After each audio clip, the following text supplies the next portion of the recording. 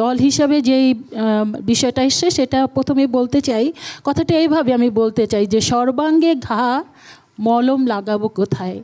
আমাদের এই দেশটার এত এত সমস্যা এবং এত এত ঘা আছে, সেখানে সবচেয়ে বড় ঘাটাকে কিন্তু আমরা ওভারলুক করছি।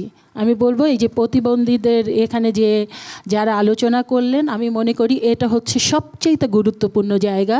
এই জায়গাটা আমাদের অনেক কাজ করা দরকার।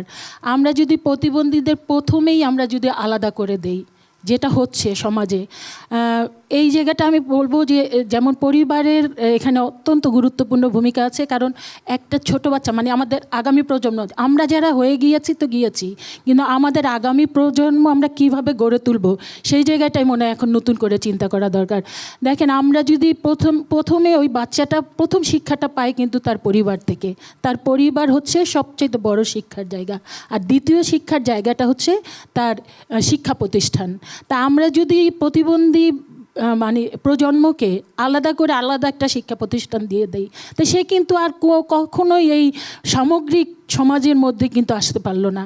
সেই কারণে আমি প্রথমেই এখান থেকে শুরু করতে চাই যে এই জায়গাটা আমাদের মনে হয় আলাদা করে কোনো প্রতিষ্ঠান না, একই প্রতিষ্ঠানে থাকবে, প্রয়োজন হলে একত্রে থাকবে। কারণ আমরা ওই যে বলে না যে মানে যখন সে সবসময় একটা প্রতিবন্ধী তার সহকর্মী কিংবা সহপাঠী পাবে, তখন কিন্তু আস্তে আস্তে আস্তে আস্তে করে তার প্রতি তার আলাদা একটা দায়িত্ববোধ জেগে উঠবে। এটা কিন্তু আমাদের করা দরকার।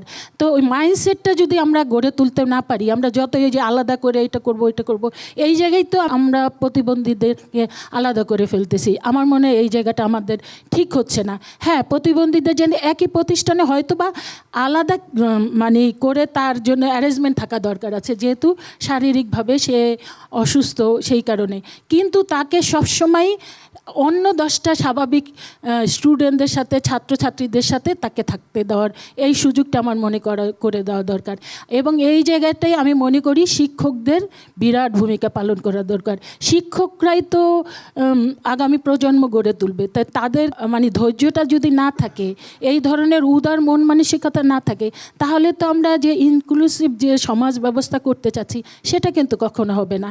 প্রতিবন্ধী 8-10টা মানুষের মতো তারা মানুষ, তাদেরকে তো কখনোই পেছনে রাখা যাবে না। তাহলে সত্যিকার অর্থেই তো বাংলাদেশ পেছনে থাকবে। সেই জায়গায় তো আমাদেরকে সব সেক্টরে যেভাবে কাজ করতে হবে ঠিক একইভাবে প্রতিবন্ধী, এবং এই জায়গায় আর একটু স্পেশালি এটাকে নজর দিতে হবে, গুরুত্ব দিতে হবে। অনেক অনেক ধন্যবাদ আপনাদেরকে আজকের এই বিশেষ আলোচনায় অংশগ্রহণ করার জন্য।